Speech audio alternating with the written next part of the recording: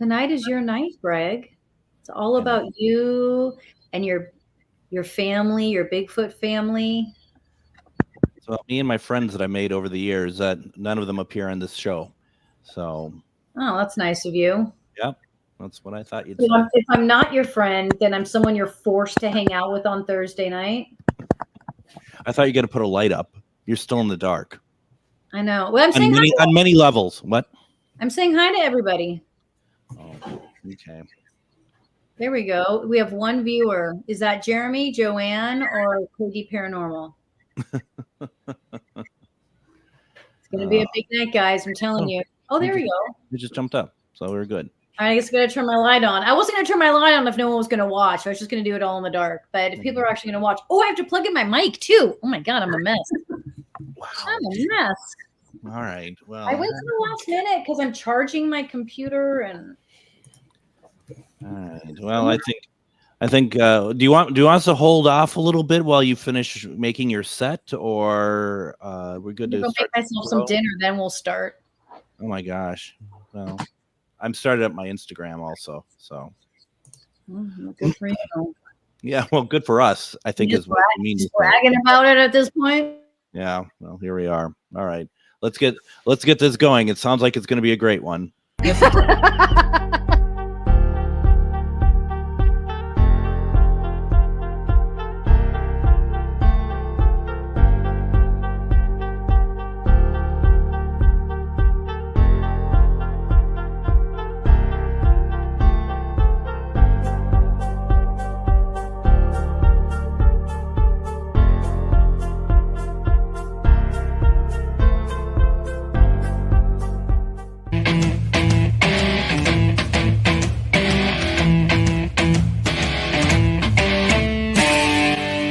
Tonight, live on the air.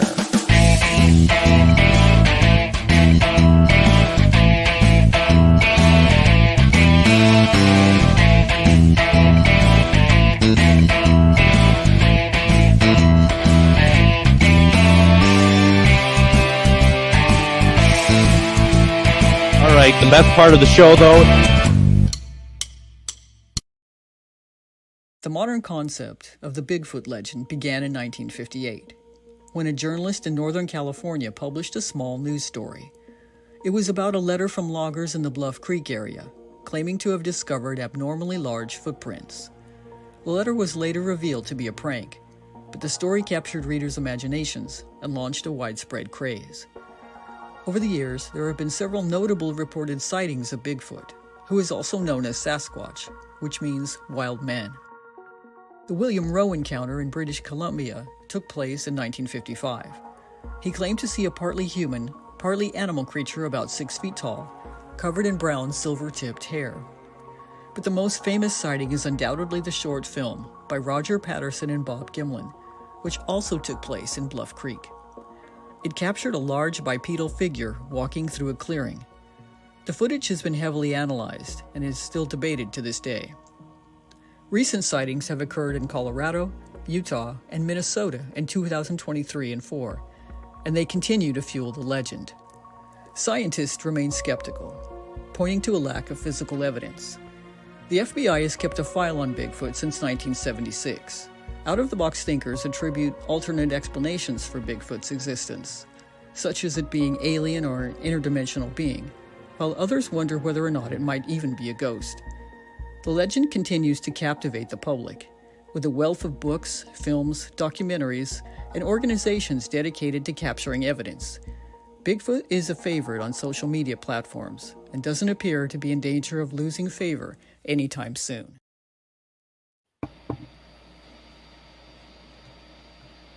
Greg, you playing Mr. Mystery.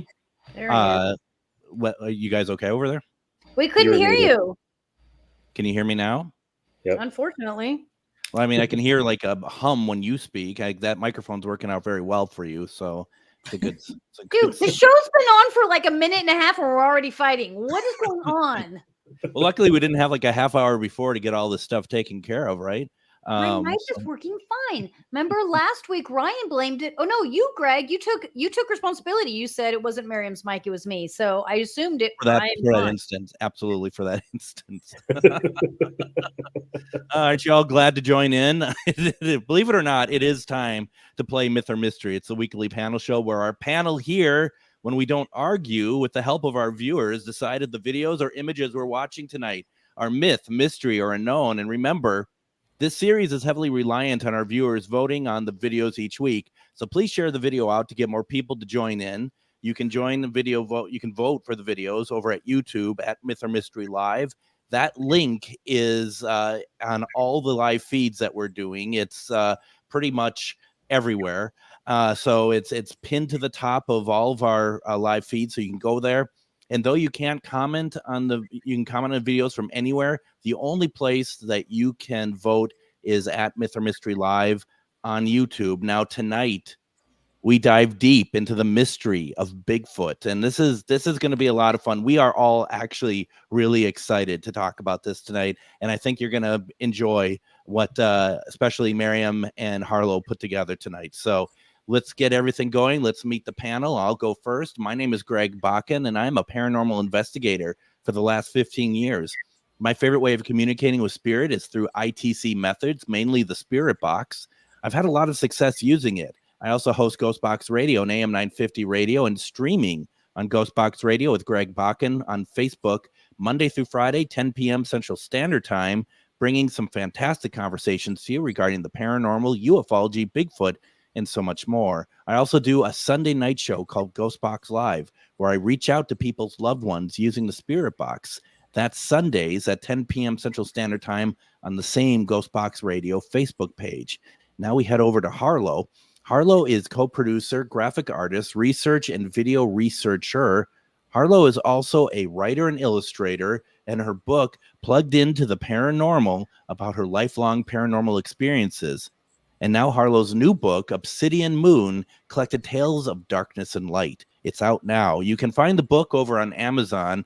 Now we're going to be hearing and seeing from Harlow throughout the show, but we're going to say goodbye to her now. And as I learned the hard way last week, you just don't bring her on whenever you want to. She comes on when she wants to. So just remember that. I'll remember that. Ryan. Greg just scolded himself. Well, I mean, I just want, she didn't look too happy. Been having us do it for you. She didn't look too happy. It's burned in my brain. What can I say? Ryan, who's taking time out of his vacation, is here too. Ryan, thank you. We should actually say thank you to your wife, not to you. So I'm going to take that back. Or is it that boring? Is your vacation going that poorly that it's like, yeah, thank God, let's do mystery every night? No, we're having a great time out here. Oh, it sounds like it. 15-year paranormal investigator is our Ryan, and he's the evidence review go-to guy. Ryan is good at finding things no one else has found. Whether we like it or not, he's going to hit you with some cold, hard facts, and we've been getting a lot of those facts lately. And then Miriam, she's our psychic medium who specializes in remote viewing, aliens, and clearing dark energies. She is also a teacher, and sorry, I lost myself there. I'm so excited. Ashley was yelling at you. She's also a teacher of spirituality, the paranormal, and bridging the gap between the two. Now, if you missed last week's show, head over to Myth or Mystery Live on YouTube to check it out. Honestly, wow. A security camera catches paranormal activity at the infamous Oliver House in Massachusetts, and I discover a potential EVP when recording Alicia's story, or her ghost story. Ryan will be analyzing it shortly, and I'm very interested to get what he thinks of it. Now, a special programming note, we're going to be off for the holiday weekend next Thursday, okay? But we'll be returning September 5th with an incredible capture by paranormal investigator Mariah Poole and the analysis of the mimic urban legend. A bloody figure in the mirror behind you. Winged creatures with crimson eyes warning of impending doom. Eerie clowns standing silently on a dark street. Shadowy figures with hooks for hands. The wail of unseen children under a bridge. And inhuman faces peering in windows. These are urban legends. Whether we believe in them or not, they capture our imagination and are the stuff of nightmares. From Slender Man and Gore Orphanage to Fingernail Freddy and Shaman's Portal. Join us on upcoming episodes of Myth or Mystery as we dive into these legends. Be sure to keep the lights on. I think that's going to be truly an incredible part of this program. And I mean, we've been talking about some of the people we're reaching out to and stuff coming up. It's going to be a lot of fun. It's going to be really cool to hear what they have to say for sure. So Ryan, you are on vacation. We mentioned that earlier. So how has it been going? Really good. We've been getting in a lot of fun places, seeing a lot of, actually there's a lot of caves out here. So we got to see a bunch of big caves. Where are you? In Virginia, in the kind of Shenandoah National Forest out in Virginia. Oh, well, you did you see any Bigfoot out there? I didn't. There's one on my shirt that I got out here though. Oh, good. It's very specific to the theme of tonight's show. Good. I had to wear it for tonight. Yep. Very nice. I love it. And when are you heading back? We head back tomorrow, unfortunately. Now, I'm not sure if you want to let all that information out, because I mean the fans, you don't want them to like you don't want it to be like the Beatles in New York City. Yeah, right. I mean just like, knowing that you're arriving back in the Twin Cities tomorrow or something, and they're all there, they're all waiting for us. You flew out, right? Yeah, that's right. Because last week at this time you had the 4 a.m. flight or some god awful thing like that. It was pretty early, yeah. Jesus. Yep. I just wouldn't go. If that was my option for vacation, I wouldn't go. I'd say I'm not taking a vacation. And you guys think I'm kidding? I'm not. Oh, I don't think I'm too far behind myself, to be perfectly honest. It's no, it's been a lot of fun. That's good. That's very good. Now, if you don't mind me asking, Miriam, is everything okay at home? And just want to make sure everything all right back in where you are. Well, you know what?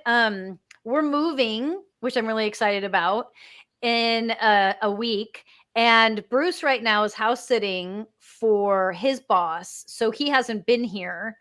So you can only imagine. Okay. Oh my God.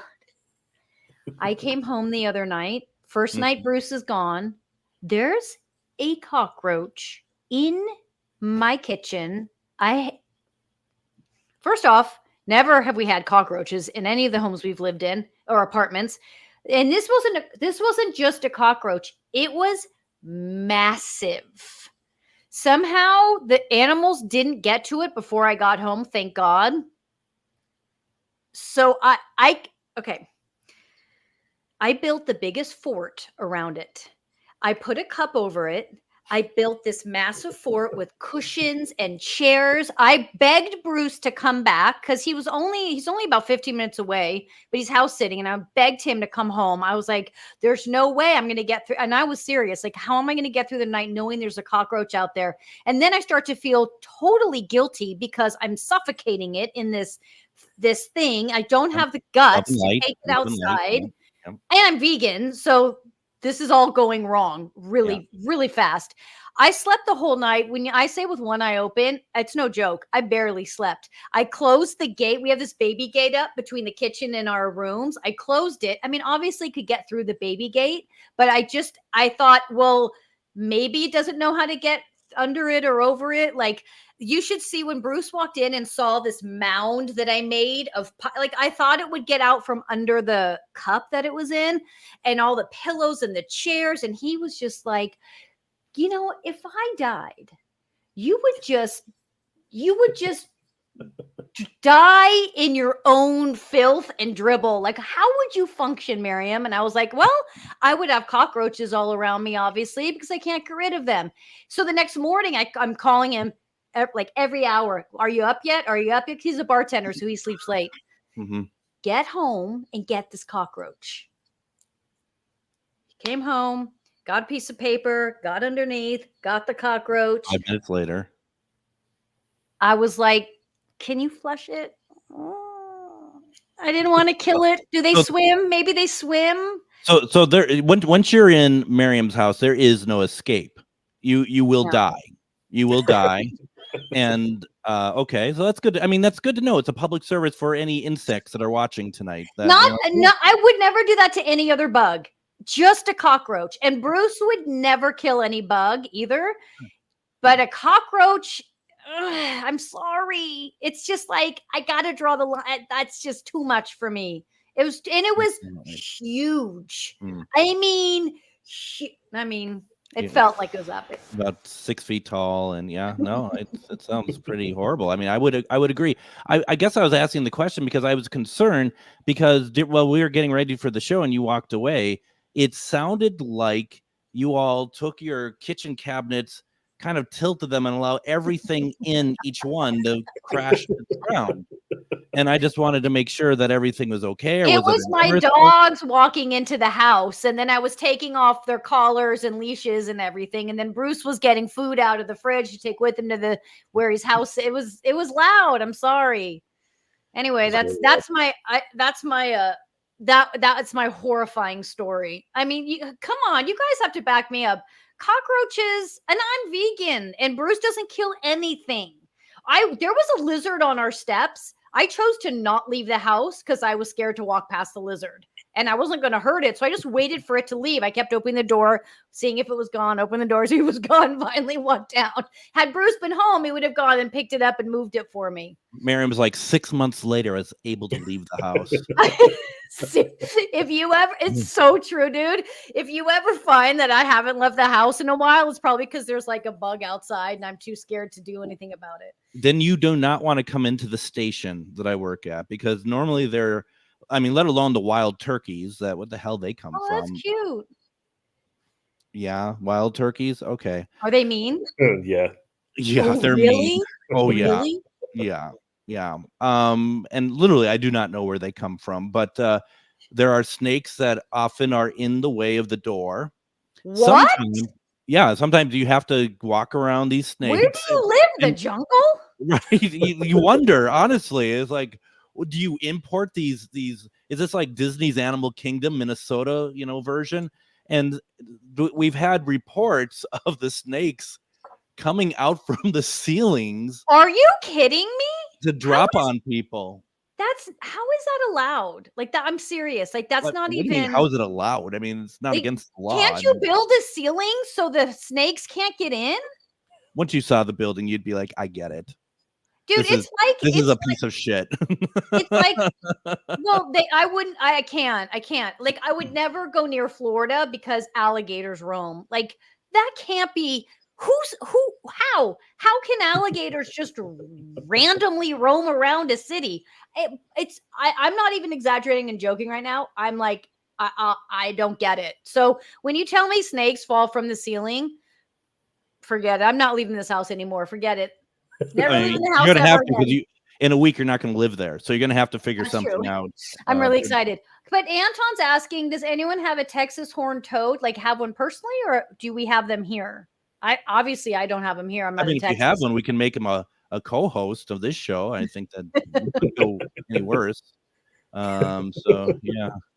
All right. Well, with that being said, Anton, get back to us when you can here. But in the meantime, Myth or Mystery is an interactive paranormal show with a panel of seasoned paranormal investigators and mediums, plus audience participation. The panel will individually determine myth, mystery, or unknown. Myth is not paranormal. Mystery is paranormal. Unknown means not paranormal, but may not be man-made or faked either. The audience is polled throughout the show to determine their analysis of each video, myth, mystery, or unknown. When the panel is not unanimous, the audience polling will be the tiebreaker. So the audience will also have the opportunities to win prizes via the paranormal trivia question segments. If you're watching on Facebook, jump over to YouTube to join the polling. YouTube polling is at Myth or Mystery Live. Once again, at Myth or Mystery Live on YouTube. Now, there is nearly as many people creating fake paranormal and UFO videos these days as there are people trying to capture genuine evidence. Add to that the capabilities of modern technology, such as hologram projections, jetpacks, and programmable drones. It's becoming increasingly more difficult to know what is real. That is why shows like ours, Myth or Mystery, are important in helping us to remember to always use our intuition and evaluate with a critical eye. So with that being said, what the hell are you laughing at over there? I'm still thinking about the conversation earlier with the cockroach. Right? It just like, is it? Let me ask you this: is it more of like what kind of world is Miriam living in, or is it like you're laughing about the cockroach in general? The whole thought process of trying to suffocate a cockroach, it's Right? blows my mind. The indestructible bug. Yeah. No. Yeah, the one. Absolutely. Well, Bruce Those said ones- Bruce said he purposely didn't tell me that I couldn't suffocate it because he knew if he said that, I'd drive over to where he's at and pull him out of the house and make him come over. So that next morning, the handyman came in to fix something in our bathroom. And I was like, could you do me a huge favor? Would you be willing to take this cockroach? And he's like, he didn't speak a lot of English, so he didn't fully understand what I was saying. And I was like, okay, just forget it. But I was like, anyone out there, can you come get a cockroach? I'm so self-sufficient. How independent do I sound? It's not a good look. Let's just put it that way. So while we allow people to kind of get a reassessment of who Miriam is, Ryan, why don't you share what's going on with Myth or Mystery Live community page on YouTube? So on that page, we like to stay engaged with you guys in between shows with our community page. You can go to at Myth or Mystery Live. Harlow posts all kinds of fun stuff there. The polls are a lot of fun. This week's polling question is, which of these do you think is most likely to be real in terms of the evidence shown? The Patterson-Gimlin Bigfoot video, the Pentagon Tic Tac videos, those UFOs, Robert the Doll blinking, or the brown lady of Ram Hall photo. All those are very popular photos. For me, I would have to say the Patterson-Gimlin Bigfoot video, not just because tonight's Bigfoot, but Greg, and talking with you off air and all over, I know that this has been thoroughly analyzed and studied, and it's the one that shows the best evidence of it truly being a real video. Yeah, very much so. Harlow is going to share with us in the private chat here what hers are, but Greg, what do you think your favorite would be? I would say also Patterson-Gimlin, mainly because, like you said, and when you look at the film, you can see, first of all, that it is female. You can also see that there is a muscle structure to her as she walks. There is also a full story of that film that has yet to get publicly talked about, that there's so much more to it than we possibly even know, that which I will be doing in an upcoming Ghost Box Radio. That yes, Patterson-Gimlin for me 100%. And Miriam, what's yours? Well, honestly, you know me, I have to be the outlier here. I have to vote for 2 because those Pentagon alien videos and the Patterson-Gimlin. Well, you can only vote for 1. Yeah, But I mean, no, I'm voting for 2. This is why the show has not reached its pinnacle of success yet. You do know that, right? I'm sorry, I'm voting for 2. So there. I can't pick. Listen, if you put a gun to my head, then obviously I have to vote for the aliens. I don't know if that's necessary yet. But you know, I mean, I don't know. What about cockroaches? Can we just put a cockroach ghost? It's a good idea. Yeah. All right. Harlow said her pick is the Ram Hall ghost because they've been trying to debunk it for decades, but haven't quite managed to do it, even though most of the old ghost photos have been debunked. Plus, she relates more to ghosts than Bigfoot or UFOs. And that's the thing about it too, is that that would be my second one that I would want to vote for, because I've always found that very interesting too, that photo. I mean, they're all very good, and I would also, you know, people like myself, we like to follow the rules. You know, the rules are like, let's pick one, not all 4 like other people. So I just was like, this is what I'm going with, and I picked one. Ryan picked one. Harlow picked one. Right? I couldn't. It was a hard decision. All right. We got a lot of good stuff to get to tonight. I mean, honestly, this is cool. And can I just have a moment here and say, when Miriam came to us about this program, it's a show like tonight that this was, I think, what we all really wanted. And the last couple weeks has been exactly that as well. So even with all of our fun banter, I don't know if it's fun, but all of our banter, this is really what we've been kind of pushing for, is to be able to get some really good conversation going. And so tonight was supposed to solely be dedicated to Bigfoot, but we had a surprise discovery in last week's ghost story with Alicia from the Oliver house that we just couldn't ignore. I found an EVP while recording her segment. Take a look at this. During last week's ghost story from Alicia, who helps out with ghost investigations at the historic and haunted Oliver House in Massachusetts, Greg noticed an odd, unexplained sound captured during the pre-recorded segment. No children were in the building at the time, and although a few audio effects had been added to the story, this was not one of them. We were doing a historical tour, and this woman and I were standing in the Peter Oliver room, and out of the corner of my eye, I see the bed sheets ruffle a little bit. And I believe the woman saw it too, because we both looked down, and you see this little child's hand reach out from under the bed, grab my foot, and then just go right back under the bed. And her and I looked at each other, and we can hear a little child giggle. And there was no children on this historical tour. Seeing the children is more or less granted to happen. Like that, seeing that little hand up, like that, seeing that little hand up, like that, like that, like that. Tonight on Myth or Mystery, we will analyze this unexplained EVP. Wow. Thank you, Harlow, for putting that. That was a cool thank video. you. Thank you for putting that together.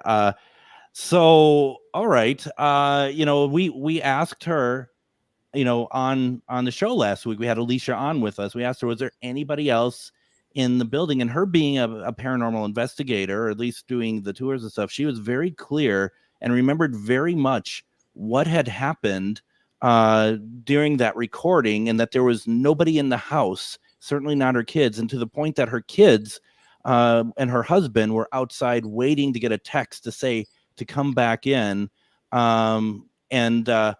That is something that I don't know. Ryan, what are you thinking? Yeah, she said that she was on the third floor and her kids were out back. So it's other side of the house, 3 floors down is where the kids were. She said that there was no toys. Her kids don't have any battery operated toys or no pets. Nothing like that in the house. She couldn't think of what it is. And after I heard it too, I can't place what it is. It doesn't sound like anything really that I can place other than an EVP. It sounds like a disembodied voice to me. I can't tell what it's saying. Well, I mean, and I saw Sierra say that, my first thought is that it's a cat. Yeah. And I mean, I just feel like she said, there's no pets, but even though I think that, like, if I'm living this is being recorded in Alicia's house. So if there is some sort of, animal or something, I mean, I think that those would be familiar enough that would have been something that'd be like, well, I do know that sometimes we hear a cat or something that, yep. She was like very clear about there was nothing there that could have done that. Miriam, your thoughts? I look to Ryan and I'm like, if Ryan is, to both of you guys, if both of you guys are, because I don't investigate the way you guys, I don't investigate, period. So like, I haven't heard a lot of EVPs, but like Ryan, I think said when we were talking after the show, he's heard, you guys have heard so many EVPs over the years that you're really good at, you've gotten really good at knowing what something is. And since Ryan, shits on everything, it's like, if he really thinks this is something, it's pretty amazing.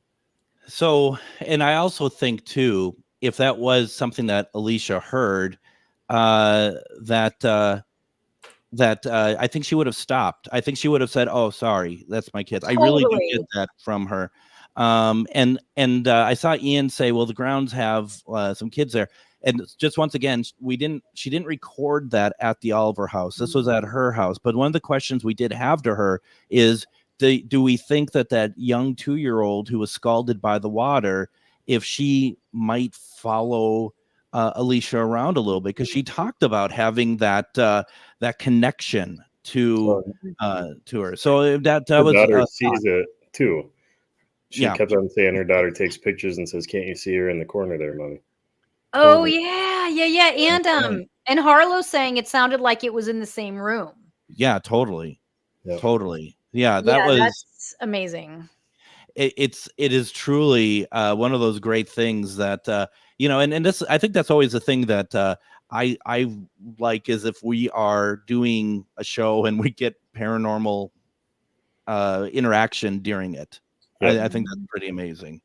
And that's the second time we have, right? Yeah. That's the second time we have. What was the When my light went out. The oh, Palmer that's one. right. Yeah. And then when we had the shadow too. Oh yeah. Well, that was the same episode. That was the same Yeah, episode. it all just started to kind of fall apart. Yeah. Yeah. So well, I mean, it kind of was just like suddenly a bunch of stuff was happening. Yes. So is we all agree that we believe that this is some sort of disembodied voice. For sure. Yeah, I do. And also, Alicia made it very clear. If you guys didn't see it, go watch it from last week. She made it very clear. She made such a concerted effort to remove the family.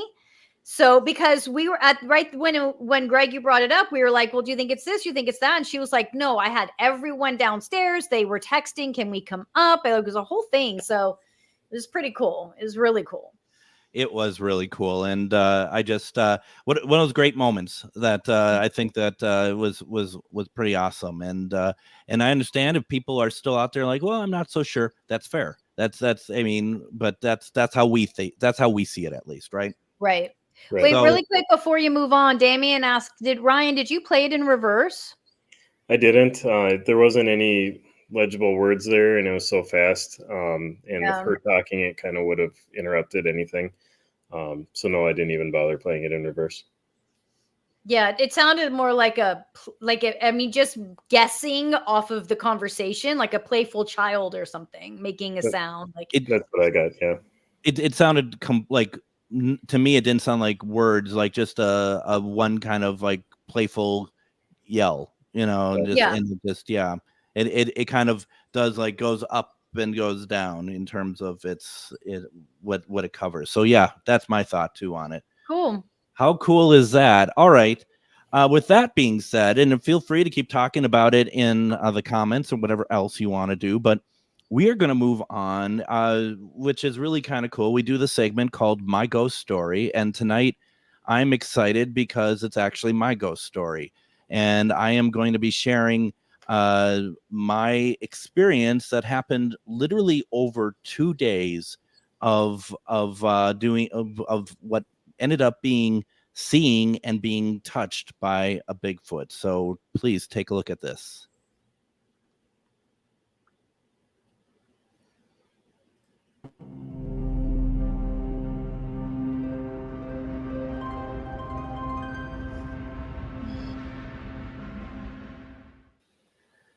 My name is Greg Bakken, and this is my ghost story.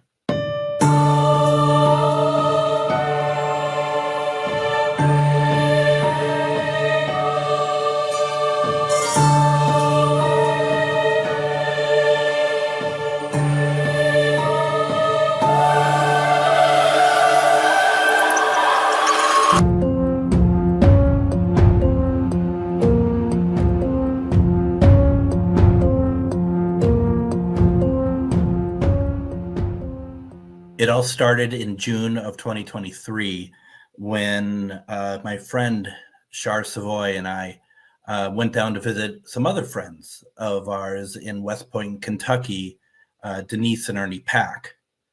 And we wanted to go down there because we're all pretty good friends, and they have a new house that they moved into not long before called the Ditto House, which is a very haunted location. Apparently, some believe it is the most haunted house in Kentucky. So, of course, we wanted to go check it out. Denise and Ernie Pack are well-known paranormal investigators. So we were really looking forward to doing some paranormal investigations and checking out what was going on in the area. And we get out there, and one of the things that was new for Denise and Ernie Pack is they started to manage a place called Fort Duffield. And I didn't realize how close Fort Duffield was to the Ditto House. Fort Duffield was a Union fort, an earthen fort that was built during the Civil War. And it really is this incredible place. Very few actual structures in this fort, but it was all surrounded by earthen walls that I believe at the time were like 17 to 18 feet tall. But now, due to time passing, they're only about 12 feet tall.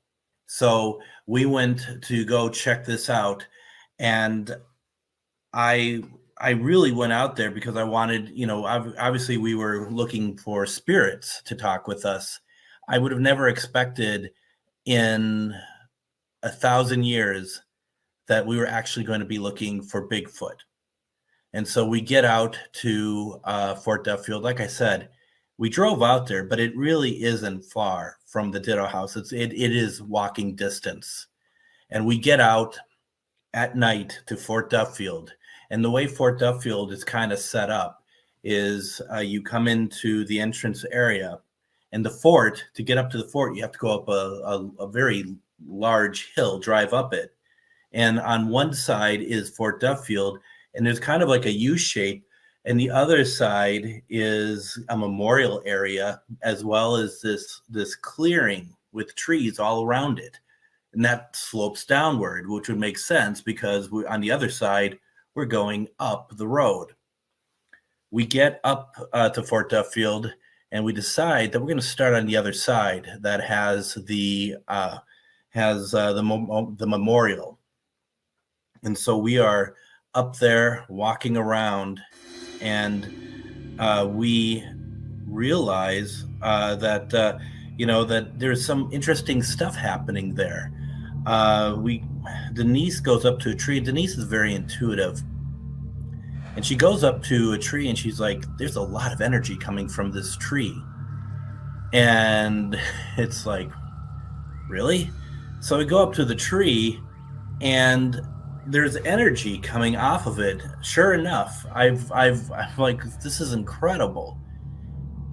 And then one by one, Denise, Shar, and myself, we start to feel like we are like literally being scanned.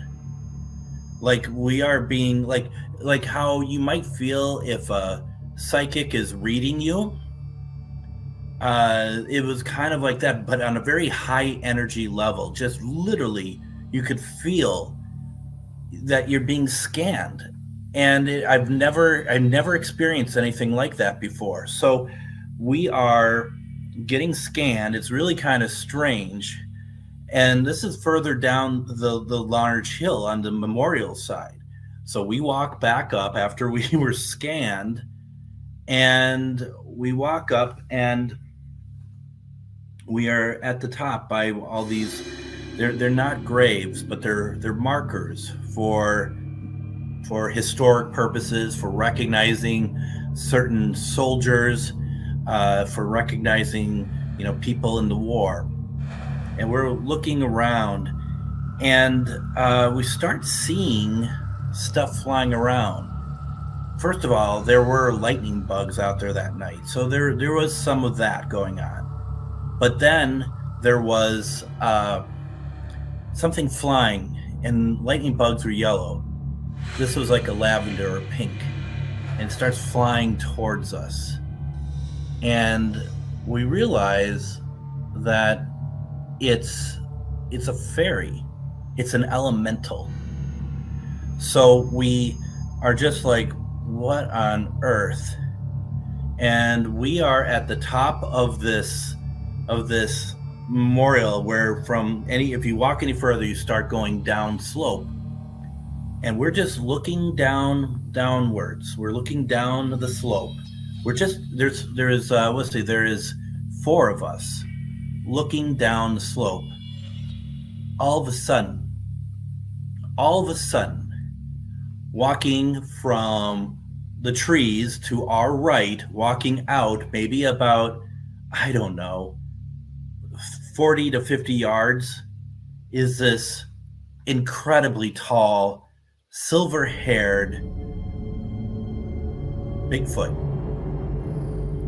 And the way I remember it, it's like the moonlight cascading down on it. To me, it gave like a purple sort of feel to it, like just a purple sort of like highlight to it. And looking down, and I remember I wasn't looking at the other 3, but at the same time, all 4 of us point, and we're like, look at that. I don't even know if we said look at that, to be honest. We all pointed at the same time. And there he was. And then he just walked away back into the trees. Denise, she went running down after him. We just were like, what on earth did we just see? We're walking down there, and at this point it's like, is this a wise move? Who cares? We just saw a Bigfoot, so we are going down there as well, and we are just enjoying the moment. Did not see him, thinking it's a him again, but then Denise and Ernie, they went further up the hill, and Shar and I, we are still in the middle between like the memorial and where we saw this Bigfoot, and we're walking back up, and there's something on the other side of the tree line. The tree line is in front of us. Every time we moved, something on the other side moved. So we could be walking, you can hear something in the trees moving with us, and then we'd stop, it would stop. We would start up, it would start up again. I firmly believe that if you mean no harm to Bigfoot, or what we're calling forest people, then we should be fine. You should be fine. Nevertheless, it was it was scary because of the unknown. When we get back up to the top, there is a very, very rank smell of like urine on fur, like of something that didn't take care of itself, so to speak. Very, very strong. I also want to point out that Fort Duffield is buddied up to Fort Knox. They share the border, and so it's very crazy how close we are to it. I believe Bigfoot is an interdimensional figure. I do not believe that this is an animal. We get back, so after we pick ourselves up, we still continue to investigate the Fort Duffield side, which that's a whole other story. But at the end of the night, which around maybe 2 a.m., we are sitting at a deck that's in Fort Duffield, and we hear this guttural roar. And even Ernie, who is, pretty used to a lot of things, even that got his attention.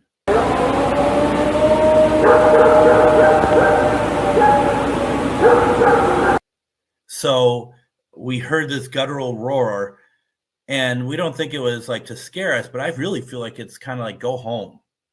We went home.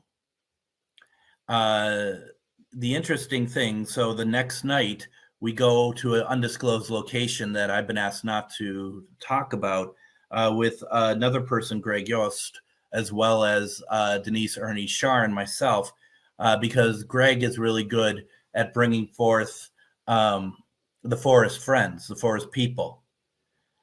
To kind of make this a shorter story, because there is so much that happened that night. We went into the woods with him, and he called them forward. And from there, we started to see what's called eye shine, which is lights in the trees. But they're not lights. They're the eyes of the Bigfoot. And we're looking at this, and we are just absolutely They're there with us. They're in the forest with us. I have pictures of trees that are bent because of the forest people. So when he's talking to them, I'm at the end of the line. Shar is not with us. She's out there with other people and outside. She has her own chance coming in later. And he's talking, and I'm the last person in line, and I feel this. I feel a massive hand go on the back of my head and then release. You can't make that up. You cannot misunderstand what that was. I look around. Brad Webb, who listens and watches Myth or Mystery, he was there with us that night. He looks at me and goes, "What's wrong?" And I'm like, I'm just seeing if I hit a tree or something. And he's like, "There's no trees around us." I mean, we're in the middle of the forest, but we're on a path. There isn't a tree that I could walk into. And I've just been touched. And it's so funny because I said, "Greg," I said, "I think I just been touched." And he just looks at me like the old soul. It's like, they like you, which is pretty funny. Afterwards, we give food to a gifting stump, and they take us on a trip to other parts of this area. And one of them is we stop, and there's nobody on the road. The road is going downward, and it just looks out, and it's just a cliff basically. But there's trees that are tall that go higher than we are. And you look up in the trees. Denise is with me. Ernie and Char are back at the car, maybe about 30 yards away, maybe even a lot more. We look up in the trees, and there's eye shine looking down on us. They're in the trees. They're watching us. They throw a rock at us at that point. And then you could see their outlines in the top of the trees. And after a while, you look up, and they're gone. They're not even there anymore. They didn't climb down. They're gone. And the thing is, it's like, all right, how do I know that they're gone? Because now we could see the sky through the treetops. Before we couldn't. And we don't have eye shine anymore. And also, what happened is that we get in the car and we drive, and they take us to a structure that is trees, that they're all bent. To me, that's a structure. To Greg, he says it's a warning that this is where the humans are for any forest people who come through.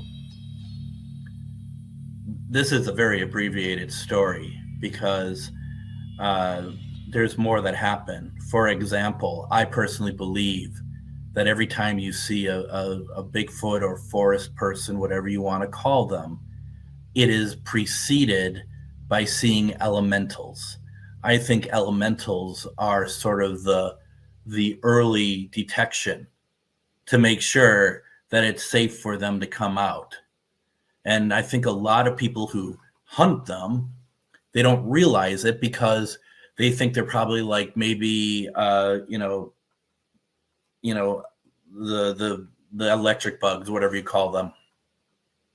And what's interesting is prior to going out to Fort Duffield, we were at the Ditto House, and I'm sitting on a sofa. Shar is sitting on a chair next to it, and there's this thing flying at us, literally like this, upright, wings just fluttering behind, and it's just coming at us. And I was, because this is how I operate sometimes, I was just going to be like, bye, just get out of here. As soon as it comes between us, I'm looking. This creature has a full body, and it's upright. You can see its legs, its arms, its head, its face, extremely detailed, kind of a gray color, and these wings coming. Could you imagine if I killed an elemental? That would not be good. There's a lot more to this story. There's a lot more that happened that weekend, but this was my ghost story.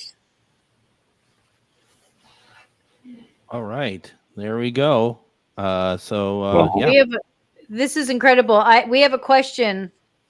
I think it's this one. Greg. Did I go as a skeptic? First of all, I mean, I never thought that they didn't exist, but we didn't go out there, to my knowledge, with. I think we went out there with the understanding that the second night, the Saturday night, that where we went to that undisclosed place, I think that's when we were going to really look for a Bigfoot. But the thing is that before that, I mean, when we went out to Fort Duffield, that to my knowledge, that wasn't the impression of what we were trying to do there. So that was a complete surprise to me. When you felt it touch your head, did you feel anything energetically? It's interesting that you say that. I mean, yes, I did. But just about 2 minutes later, Ernie got a jolt in his heart by something. It knocked him to the ground, and it took him a while to get back up. He was down for the count for a little bit, and that was really pretty incredible. We don't think that they were trying to hurt him. I think they were trying to communicate with him, and they were a little too strong with him. But it took him like 2 minutes to get up. That was actually kind of scary because he just buckled to his knees. That was the second night. Yeah. Do you guys? I think he's asking. I don't know who Richie B is, but you guys know who that is? Richie B, to my knowledge, I believe they do a show on Get Haunted as well. And I think Get Moderated is a show on Get Haunted as well.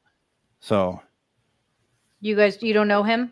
I guess he's really not personally. Not personally. Okay. Yeah, your story completely has opened my eyes and changed. I never had a perspective on Bigfoot one way or the other, but your story, it's interesting because your story, it's like you had told this story of a small version of this story a while back in one of our earlier episodes, and I could feel what you were experiencing, and it really shifted any opinions or what have you of it. But I feel like the reason why I wanted to dedicate this whole show to Bigfoot is because I've always felt it's like I could feel the Bigfoot energy through you. So I wanted to see like what we could feel tonight and experience tonight because you're so connected. You're connected to those beings as I am to aliens. And so you can just get so much more information. So it was really interesting because what I didn't talk about too much, because like I said, there's a lot we didn't even get into because we wanted to be able to get we wanted to get we wanted to get through this. I mean, there's already a long video as we could see, but there was I used Spirit Box to talk to them, and they came through in English for me. And so like I'd be out there and you'd see the eye shine, and it was like maybe like 20 feet away. You could see it in the forest, and I'd be like, is somebody there? And I don't know why I felt compelled to say, I just want to let you know I love you. And like, really, it just like, what? And so I said, and then I get back to the Spirit Box. I love you. Wow. No and then kidding. I didn't see the eye shine. I said, did you leave me? And next thing you know, the eye shine shows up about 4 feet away, from 20 feet to 4 feet. Wow. And that really was something that was frightening, to be very honest, because once again, we're talking about stuff that we don't, it doesn't mean that they don't mean harm, but it's so unusual and it is scary. I mean, we're looking around those pictures I shared, you see that one tree bent over completely. That's in a forest full of trees that were not bent over. Right. And it was just recently because the leaves were very much alive on the trees themselves. So it's pretty crazy. And it absolutely a wonderful thing. And we didn't even talk about like the gifting stump and everything else that just had so many moments that if you just sat there, I think if you were a skeptic and you came out with us and had a night like we had, I do not think you would have had any question that they are real afterwards. I believe that. Do you think they spoke through spirit? No, not actually themselves. Damien's asking. It's an interesting question. I do think that they spoke to themselves. I think that everything that they do is that they use telepathy. They can project their thoughts. I'm talking like I know for sure. That's my theory. That is my opinion on it, and that they it's interesting because, like I said, they have they have like this ability to, I think they're preceded by the elementals, and it's a very interesting thing. And I take Greg's approach and I go to other places. Shar took Greg's approach and went to some other places and tried to bring them forward the way that Greg did. And sure as shit, we did it. This is not my only Bigfoot story. I have Bigfoot stories in Wabasha. She has Bigfoot stories in Mankato. Using what we had learned from Greg Yost and Denise and Ernie Pack, we went out there, we tried different things, and we've had experiences. Shar had an experience in Anoka. And for those who don't know what that means, in Minnesota, you do. That's in the Twin Cities. That's not out in the wilderness. So, yeah. I wanted to address just this communication conversation. I think I don't even know how to put it into words, but whether you're communicating with a human, an animal, an alien, a ghost, Bigfoot, name anything and everything out there, the communication process is all energetic. It doesn't matter who you're talking to. Everyone is communicating energetically, and even human beings are communicating energetically. They just aren't conscious of it. So I can speak to a bird, I can speak to a dog, I can speak to a Bigfoot. So can all of you. All of us have all these abilities. That communication is the same, whether you're speaking with an alien or anything else. It will feel a little bit differently. And for some of us, we might experience it differently. Maybe we'll hear it, see it, embody it. But all of this, there's not different forms of communication in that respect. Communicating with the human, whether you're using English or a different language, is the same as when you're communicating with the spirit, all spirit world. And also, when you talk to animals, you're technically communicating an animal that's in body. You're connecting to you're communicating with the spirit of that animal. So, yes, of course, there's all this communication is possible and happening. And I think what is a beautiful thing is what, Greg, you recognized is like what I feel. It's like you find your family. You find this familiarity, and maybe I'm putting words in your mouth, but a connection maybe that's deeper than the connection you have with your own blood family and human body. And I know I had that experience. And so when you have that moment, I think it's life-changing, right? It is. Well, it certainly is life-changing. And there was that aha moment when that happened, being out there and being like, there is no difference, because that February beforehand, I had my experience reaching out to aliens and getting them through spirit box at my house. That was the aha moment. It's like, it doesn't matter who you're trying to go after.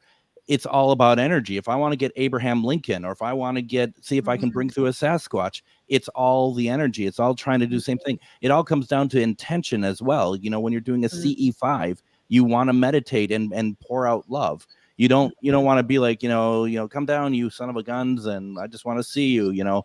It's all about that. And it does change everything, because Greg Yost had said that once they like you, they're going to always be available to you as long as you keep your intentions pure. And that's what we've done. And it's so far, just about every time I've tried to do something, bringing forth a Bigfoot, or at least something that we can get the impression that it's them. It doesn't mean I'm seeing them, or aliens or whatever else. Doing it the way that we're talking about, and I see people use the term frequency in there. Yes, it works, but you have to commit to it as well. You can't be like, oh, I did it for 5 seconds, it's not working. It takes a lot. It takes something.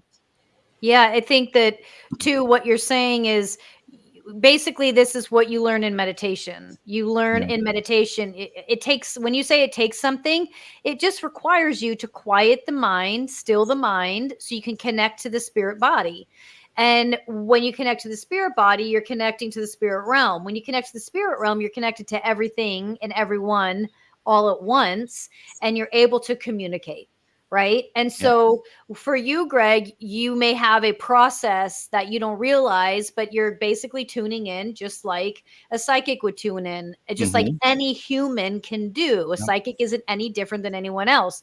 What you're doing, everyone can do. What I do, everyone can do. It's a matter of learning how to quiet the mind so you connect to the spirit body. So for a moment, you are disconnecting from the physical body to connect to the spirit body. When you connect to the spirit body, boom, there you have it. And then, of course, you're, like you said, intention is key, but also just having a overall respect and understanding that all of this is so much bigger than who we are in these tiny little bodies, right? And Mhm. you, Greg, you referenced fear a couple times, and I wanted to articulate that. I think what you meant, correct me if I'm wrong, the fear is this abundance of energy that is beyond the physical. And when you have experiences with feeling all, whether you reference it as God or the universe or spirit, it doesn't matter. But when you connect to the source, you will feel this overwhelming amount of energy that can be scary and overwhelming. Again, I use that word.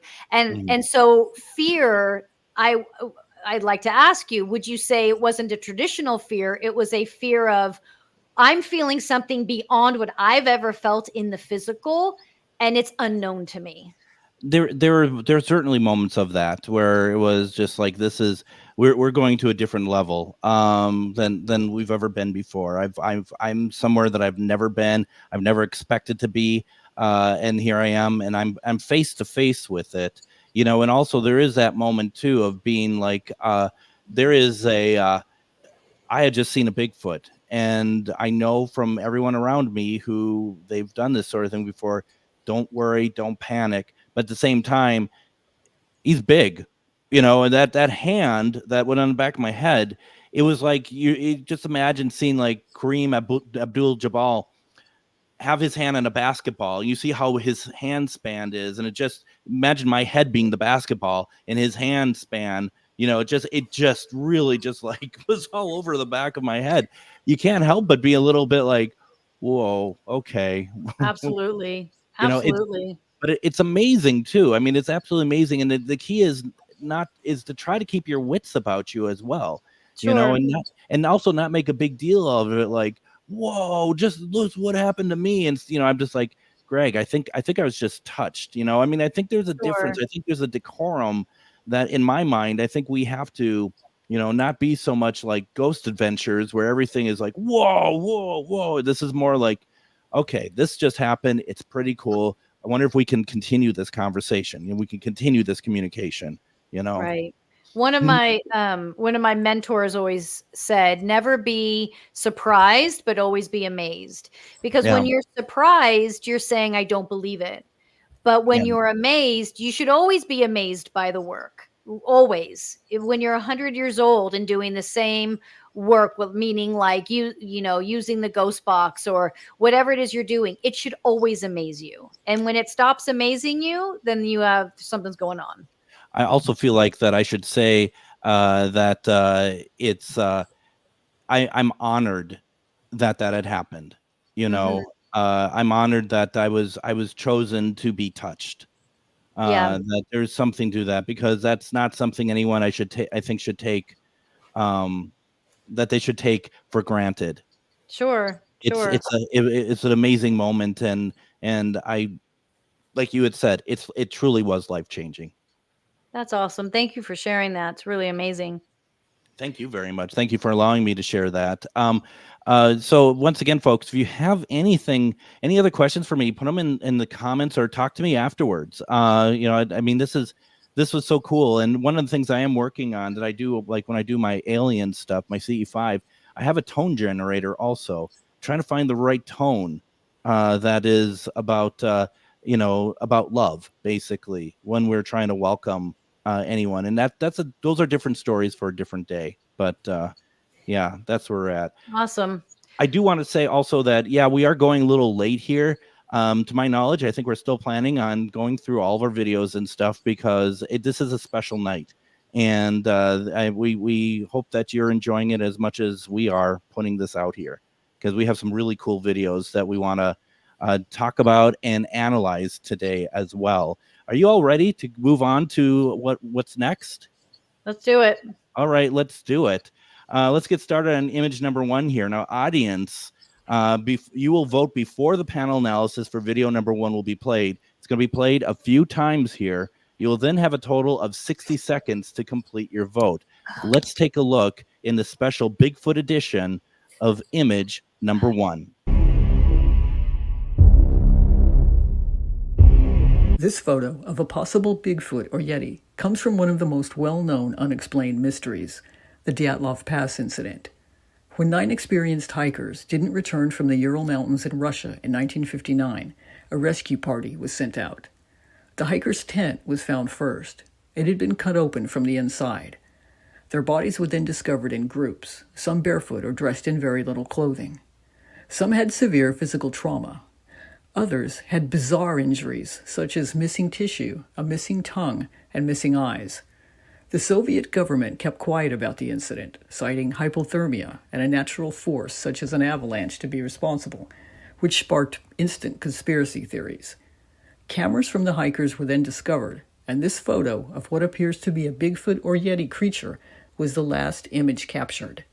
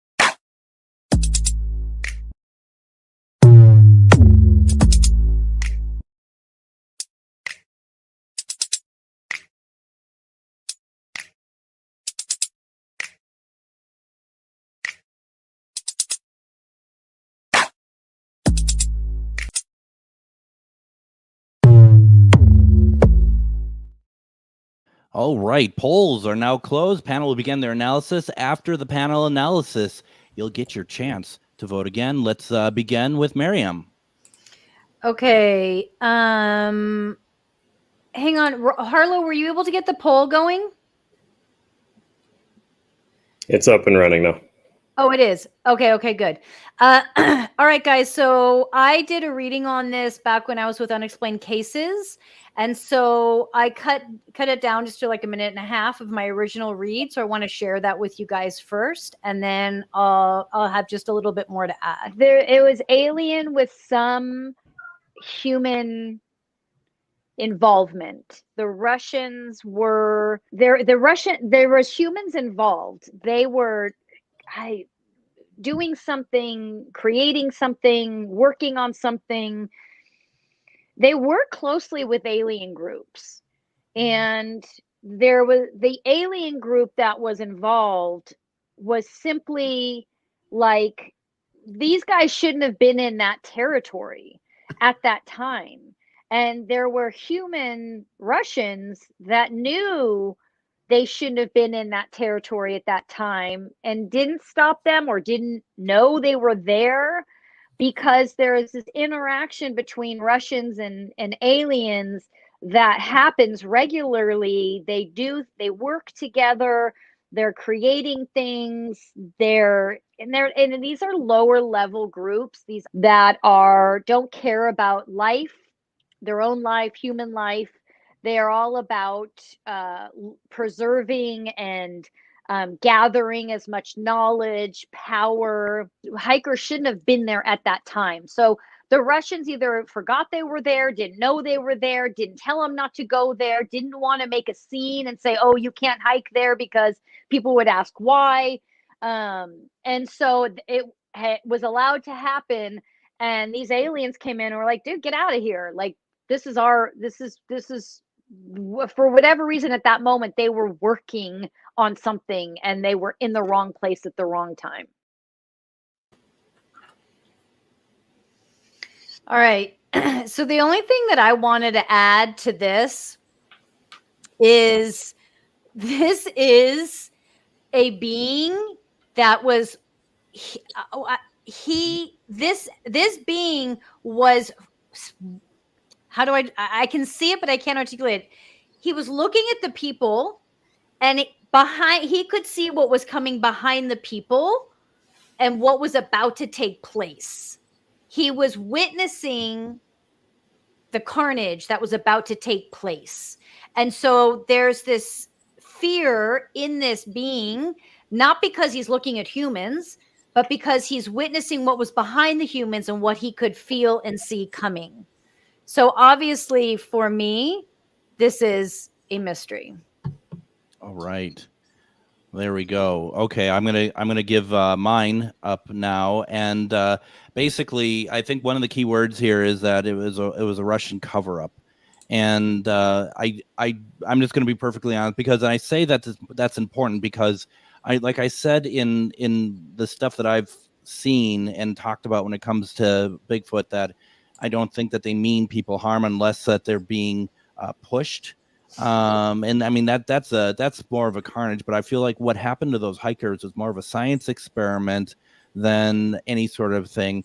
I think that this is just, I agree with Miriam to the extent that I think there's two different things happening here at once. I do personally believe that is one of the forest people.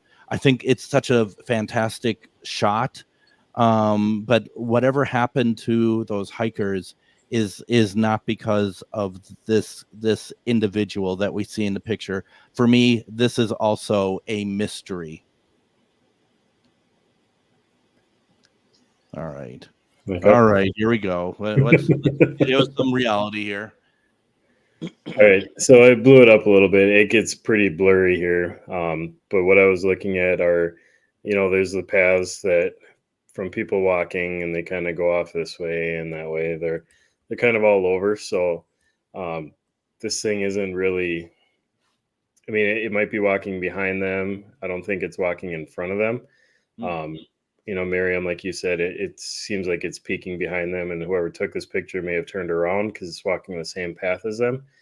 I know, back in the early 1900s, snow gear looked a lot different than it looks today. That could be what's causing the weird outline. There's really no good way to get a size comparison here. We don't know how deep the snow is, how big the trees are, so it's hard to say what it is. For me, there just isn't enough there to really go one way or the other, so I'm going to have to go unknown with this one. I did want to, though, kind of touching on the actual Daltov Pass incident, I never really put two and two together until I saw this picture.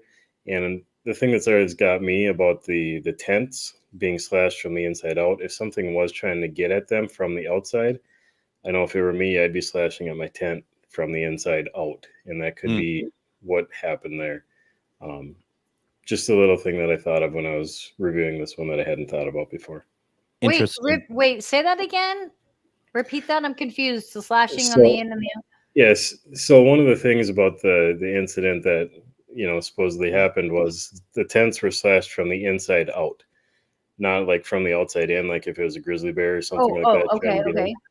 And if something was outside the tent and they were trying to defend themselves, they would be inside the tent slashing, making slashes at whatever was outside. So that could be how it got the slashes going out. Oh, got it. All I know, and I think that's great, I think all I know is and I think you're right, that it was somebody who turned around and saw that and took a picture. If I saw that, whether malevolent, furry beast, person in snow gear, that would still scare me. That's not something I want to turn around and see. Okay. But it is interesting to me. It's always interesting that whole the Russian, we didn't know about it. They covered it up. Very there's a lot there for sure.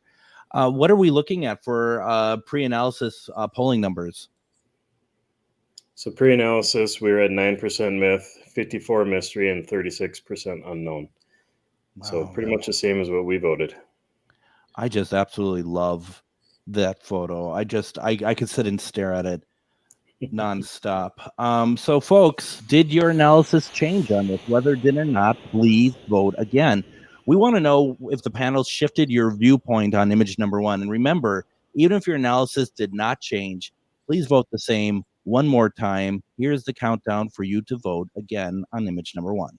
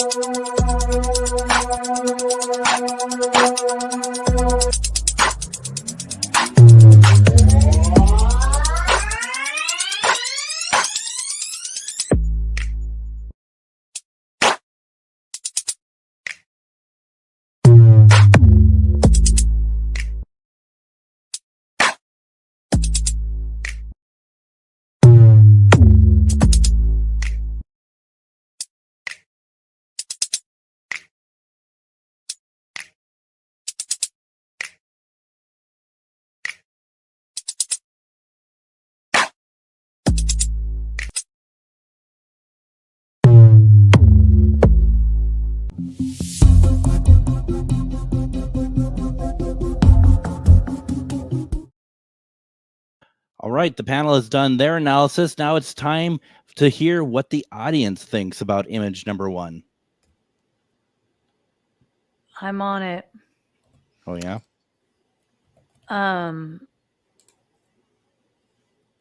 Okay. Hold on. Linda's asking, I know, I'm just like in my own world. In the past few days, I've been wondering if my alien experience was not intended to be scary, like Miriam said, feeling that overwhelming amount of energy at one time can be okay. Yeah, I agree with you, Linda, for sure. Sometimes experiences just are scary, for sure. But okay, so here's another thank you, Greg. Thank you for sharing. You're very welcome.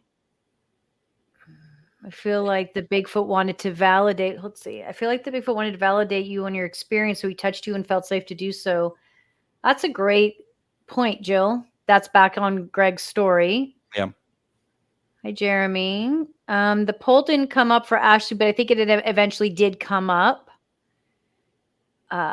Okay. Let's see. Secret base bunker in order to scare anyone venturing in, they would wrong place at the wrong time. Okay. Ashley is saying she would have chosen myth. Ashley? Oh. So clarification, were we voting on whether we thought that was a Bigfoot there, or if we thought this Bigfoot had a direct role in what happened to those hikers? That's a good question. It was if that picture is Bigfoot. Sorry, Jeremy. Hope that clarifies it after the fact. But the question was, is that a picture of Bigfoot? No, you're being too nice. I think we've had enough of Jeremy and his question clarification. Just vote. Okay, can you answer that question after you're done yelling at him? No, I'm not done yelling yet. Let's see. Question for Greg for later. Your ears pop or pressure change like on an airplane? Not to my knowledge. I don't remember that actually happening. Okay. Let's talk about me now. I have same read agreed to merit with me. Words I got military outposts, hidden aliens. Oh, interesting. Also agreed with Ryan on the tent slashing. I picked up a yes for you. Very cool. Interesting. Okay, we got a big one here. The only problem I have with the Russian cover-up is the faces were torn apart exactly as a primate would do when they attack. Tongue, face, and chest cavity. Too much physical damage. Perhaps cover-up after fact, but to me, after researching this case for years and studying the history or suspect behavior, to me, this was a territorial Bigfoot. Oh, it's creepy. This spot has several things going on at the same time. Portal-type energy, perhaps, or an opening. Yeah, I felt that too, Jill. Thank you. Awesome input, Richie. It is really good input. I also know that there are alien groups that will do that same thing too, that a Mhm. like what you're saying a Bigfoot would do.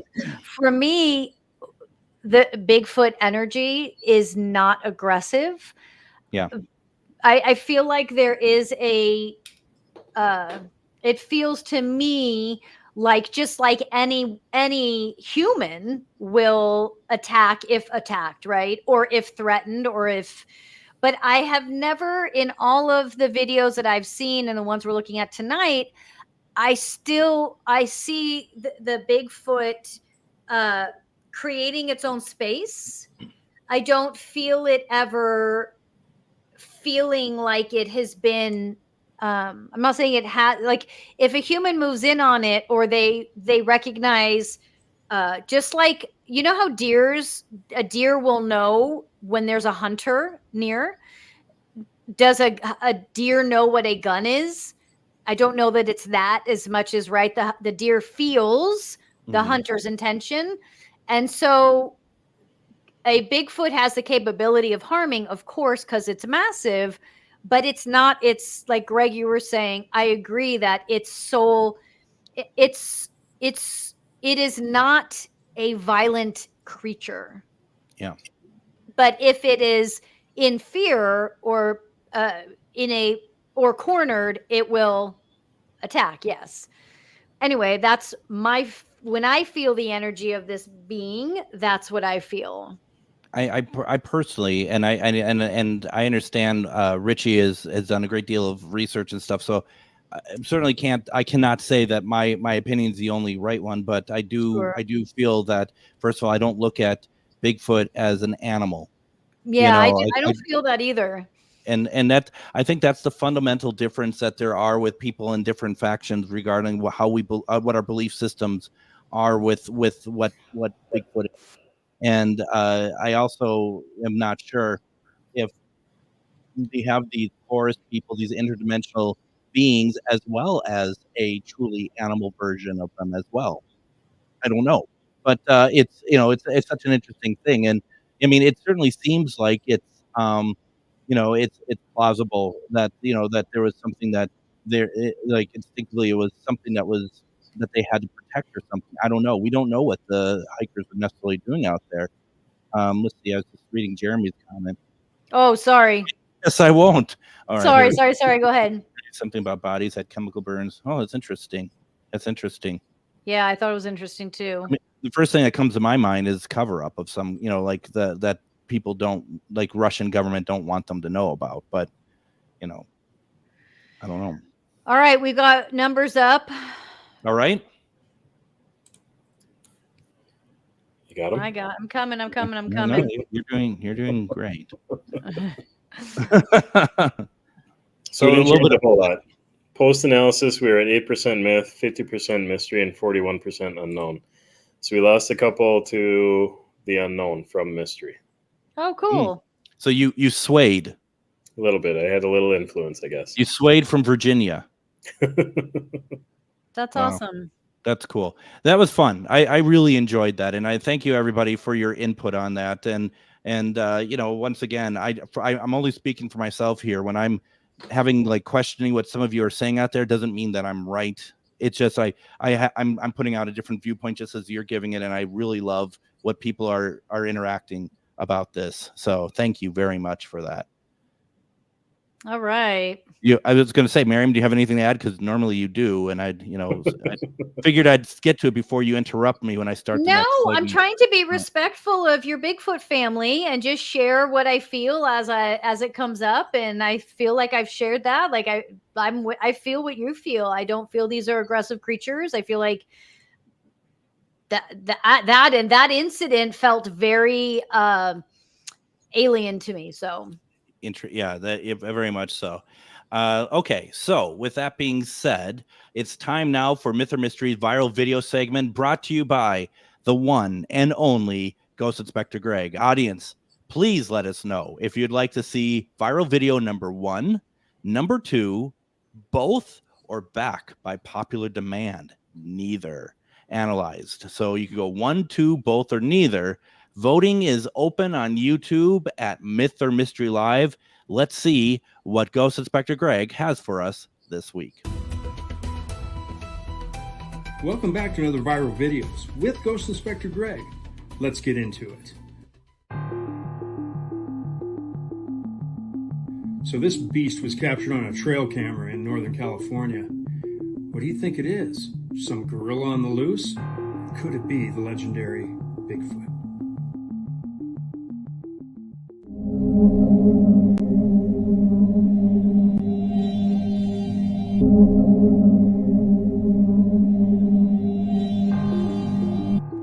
Check out this guy. He's reported to be 12 to 14 feet tall and captured by some logger's camera.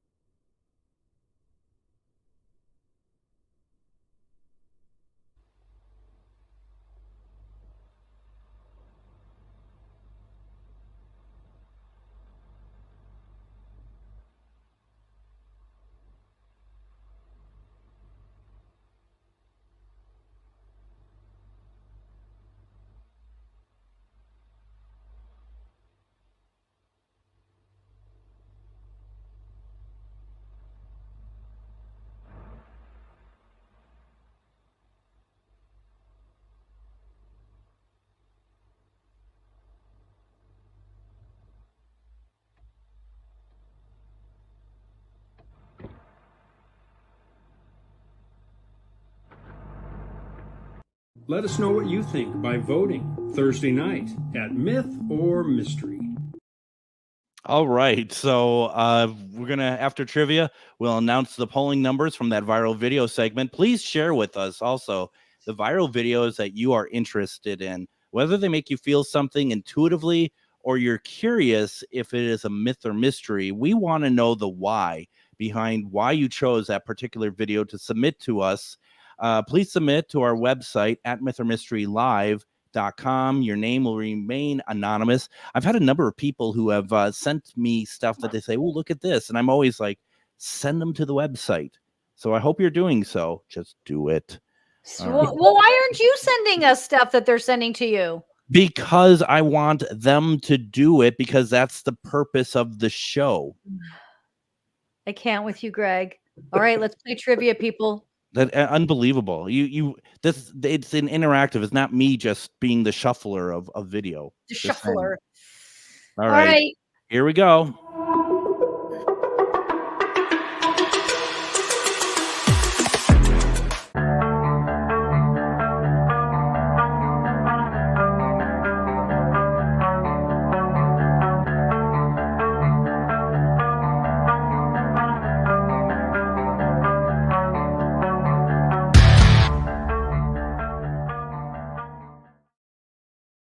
All right.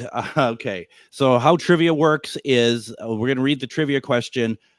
You'll have 5 seconds to answer in the comments, and the person who gets it right will get their name added to Scully, which is behind Miriam. And then we do a drawing at the beginning of the month, and you have a chance to win some pretty awesome myth or mystery gear. Once again, I do want to point out the gear is pretty awesome. You do not have to win it to buy it and wear it. So please go and purchase a t-shirt, a mug, whatever. If you like what we're doing, please show your support. It really helps out the show, really helps out just with, just the cost of doing the show. So I'd really appreciate it, please.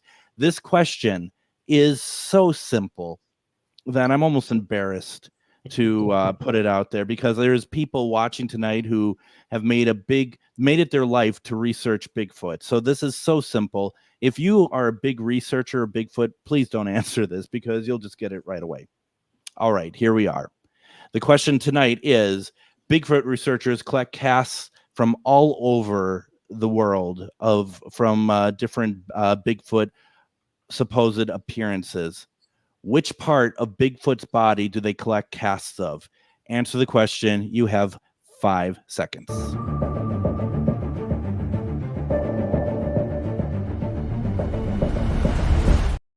All right. The question is, Bigfoot researchers collect casts from Bigfoot from all over the country.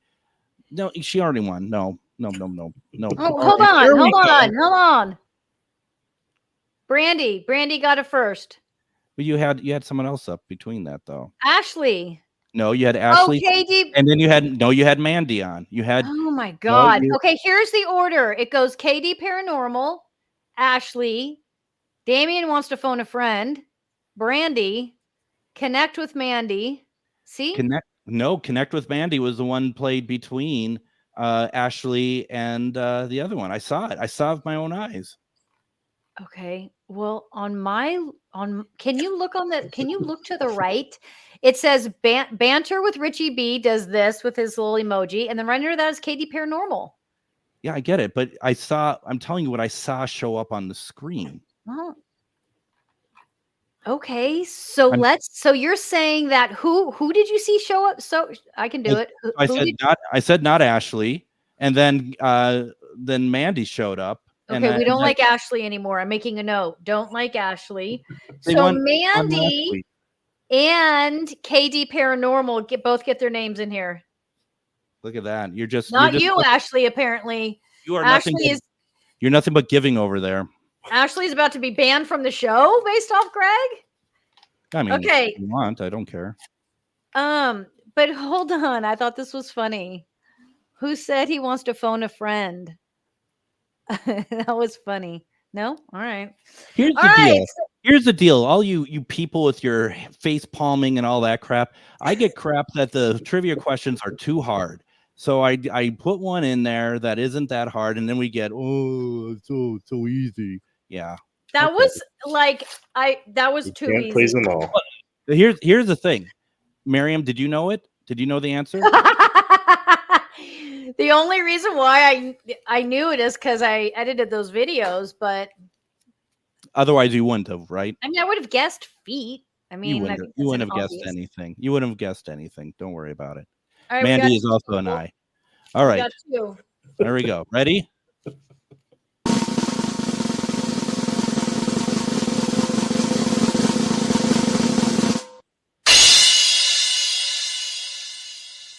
All right, that was special. I feel like that was not as much fun.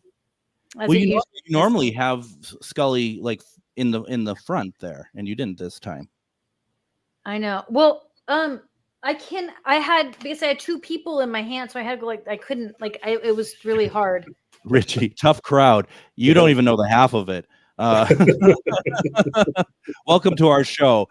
It almost looks like we don't like you all, but we do. We really do.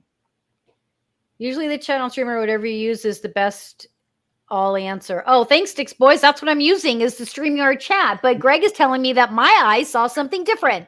Okay, I will download this video afterwards, and I will. No. Okay, yeah, you can see. Okay, so you know where I'm going. Okay, download the video. In the meantime, okay, hold on. I'm trying to read through everything. We gave everyone gets to win except for Ashley. Ashley, you don't get to win. Didn't she win last week? Look at she did win last week. Look at she's like, what did I do? I don't know. You won last week, and you're married to one of the hosts, so yeah. And look at I'm before KD on the chat. Okay, but technically you're after K. This is not happening, guys. On my chat, it goes. I'm just kidding. All right, listen, everyone's a winner in my book. That's bullshit. You know it. I mean, come on. Let's not get to Fantasyland over here. No, but we're going to have like 30 names in here. This thing's already really full. It'll probably be Jeremy winning, even though he didn't win it all this month. It'll still be his name, I'm sure. His name will somehow appear in there. Jeremy York. All right, guys. Here we go. Hold on. I got to give you the winner. Oh, sorry. Shh. Greg, you want to say it? Oh, I don't know. Viral pick of the week. This is who won. Loser. See, this is where I like the audience again. Yep. I like it. Okay, guys, we got a lot to get through. I know. Stop talking.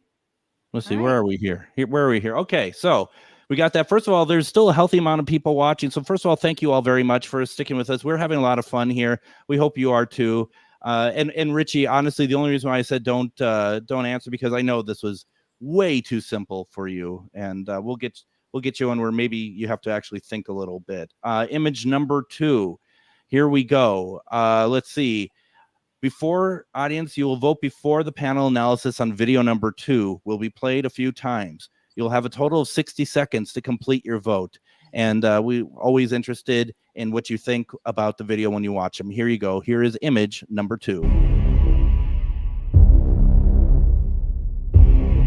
While working for the Forest Service in Walla Walla, Washington in 1982, a ranger followed several elk and smelled an odd odor. He suddenly saw an ape-like man as it stepped onto the road.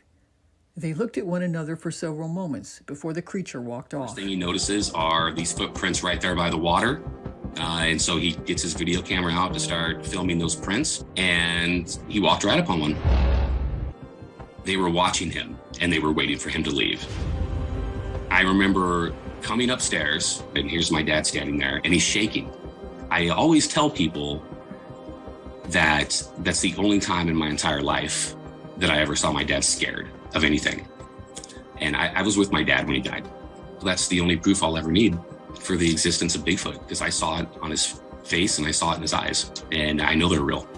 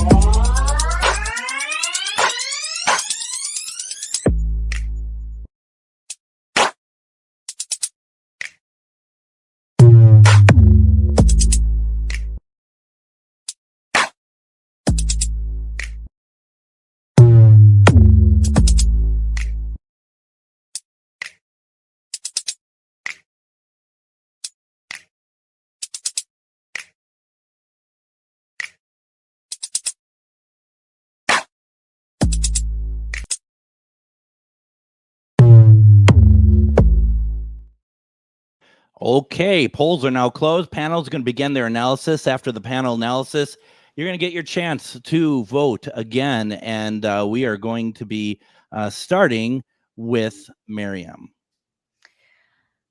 You know, well, this is going to be easy for me. This is a mystery. But what I would like to share is what I felt that being when it looked at the camera, it was looking at this person. He was going to get water. That's what I heard. And that he didn't mean to be seen, and that there's a reason why they are in hiding. And that reason is because they don't trust human behavior. And so that was a fascinating video. Because I don't know Bigfoot, that was the first time I'd ever seen that video. So I really loved that one. So yeah, I'm mystery. So mystery. All right. What happened to Ryan? Who cares? Yeah, right. So anyway, so for me, this is a video I've always loved, and I love the fact that how proud his son is. Like he searched. Oh, I know. And he finally got it. And I am also going to say mystery on this, and I feel like anybody who like Ryan, if you say that isn't, you're a monster, and also saying that the fact that that this father, I guess, was a liar to his son all these years is kind of where I'm at with that. So Be interesting though to hear what Mr. Ryan has to say. Where did you go? There you He's are. right there. Here I am. Well, no Why did pressure at you all, right? Seriously. You know I'm kidding, but still. Do I? So I took it and I clipped it so we can just see without all the History Channel adding all their stuff in there. Wait, let me put my glasses on. This is original. I'll slow it down here in a second. Here's a slower version. This is about, I think I did this one at about 30% speed. So we can really see kind of the movement and when it turns and looks. To me, this does not exactly walk like a human. It does, but it doesn't look like they're necessarily wearing a suit. Some of the body mechanics are a little bit different for what I would expect to see in a human. I love that all the videos that we see of this are always grainy and it's hard to see anything. All right. But this one you can kind of see the face. So what I did, I blew it up a little bit, and it's really tough. I know it's tough to see that face there. But what I did notice with the picture earlier tonight is how it's standing. So if you can kind of see, it's kind of leaning one arm kind of up a little bit. When we look at that picture, flip between them, to me, it's almost the exact same stance. Oh my God. That's interesting. Whoa. So for me to go unknown on the first one, I have to go unknown on this one too. Oh my God. Why don't you go mystery on them both, bro? I don't know. To me, that feels like that's the backwards. That's backwards logic, in my opinion. But you be you in Virginia. You be you. Hold on. Let me get my banner up. Ready for the analysis? We've been ready. Yeah. Waiting for you.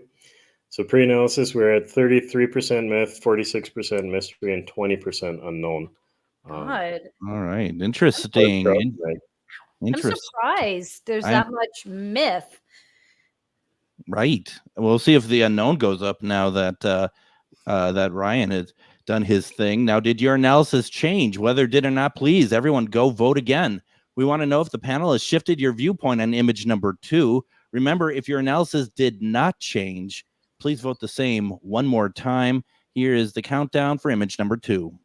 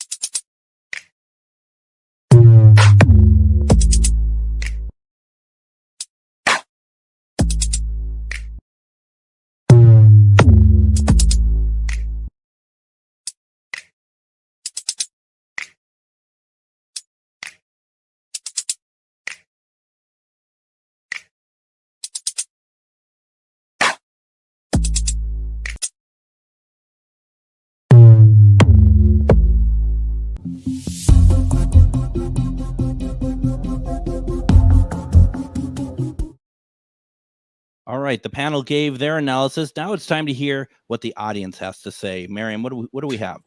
Well, someone accidentally hit myth, so they're going to need to change that. Harlow said that the arms also look longer. Nikki said that's what she looks like in the morning, so that's fair.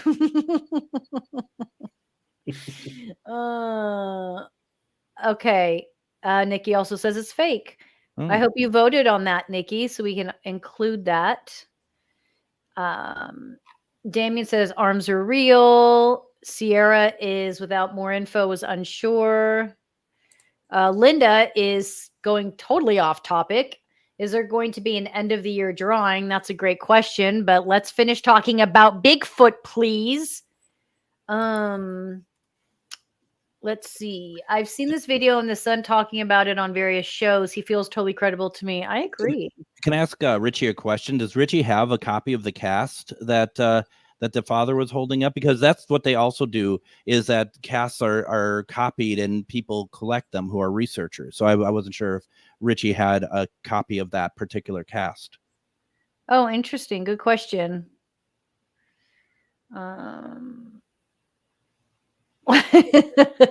Sierra, I appreciate that, but let's talk about like people probably start shaking like when it's real. Yeah. I would think they start shaking out of fear.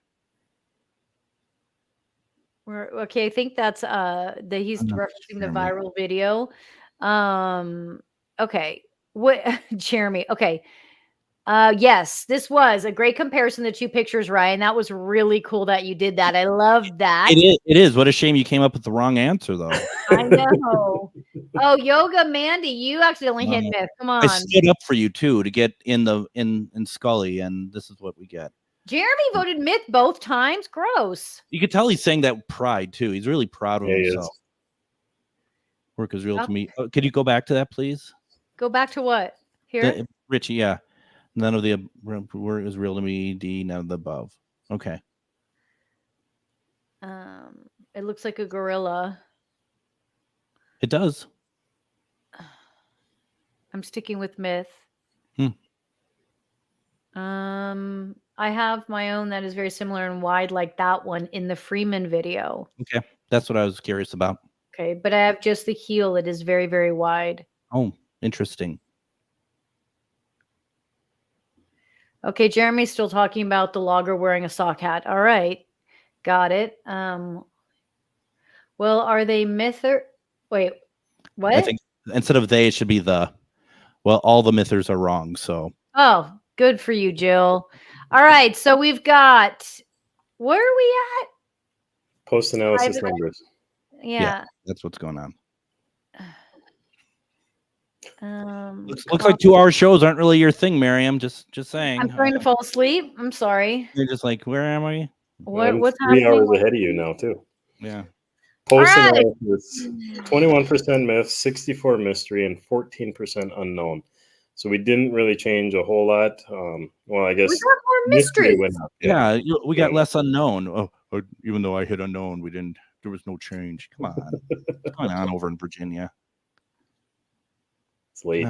It's. I feel like we all just took a little bit of a nap there. Okay, so let's get back to it.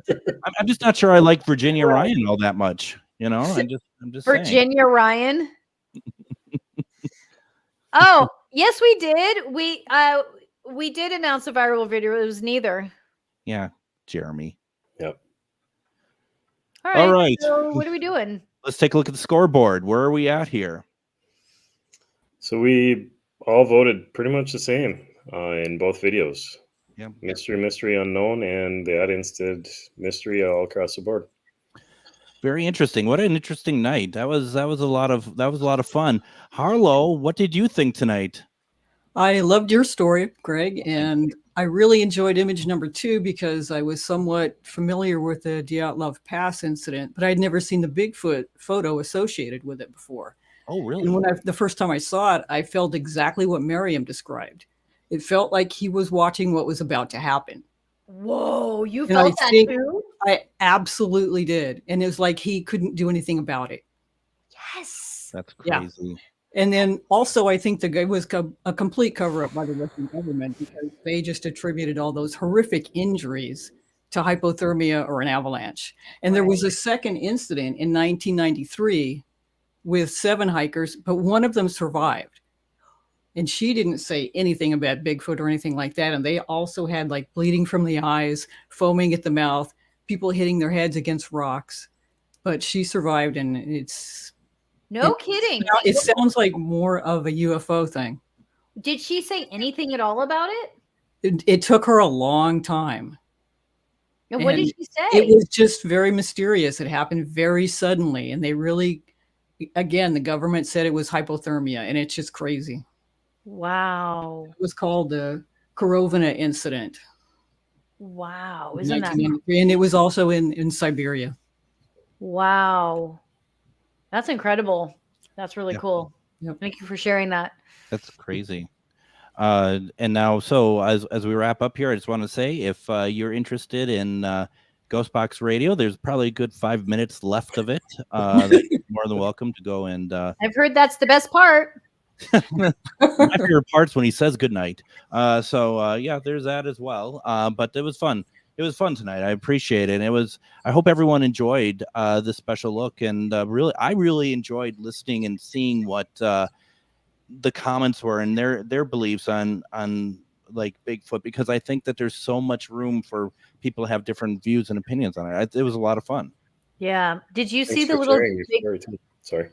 Wait, this is really important, Ryan. Did you see the little Bigfoot graphics that I put in the intro on your face, Greg? Yeah, I did. That was great. Thank you. Okay. Go ahead, Ryan. You were saying? I was just thanking Greg for sharing his story. I know it's a good one. That's Yeah. kind. Thank That you. No, story is crazy. yeah, it's life-changing for sure. All right, folks, we kept you all long enough. Thank you for joining us on Myth or Mystery. Remember, each week we bring new videos for you and the panel to weigh in on. If you caught paranormal on camera, or you have an extraordinary ghost or alien experience you would like to share, please send it through our website, mythormysterylive.com. Please don't send it to me, because I get yelled at if I'm just telling people to just go ahead and send it to the website. Well, forward it to us, Greg. I just asked them to. Oh my please God, don't I'm so mess with tired. it. I still have the energy to yell at Greg. And it's like breaks earbuds. Now, if you enjoyed our show, please like and share. We really appreciate it. Now, remember, we're not on next week, so we'll see you September 5th at 7 p.m. Pacific, 9 p.m. Central, here on Myth or Mystery Live. Remember, everyone, have a great Labor Day weekend, everyone. Take care.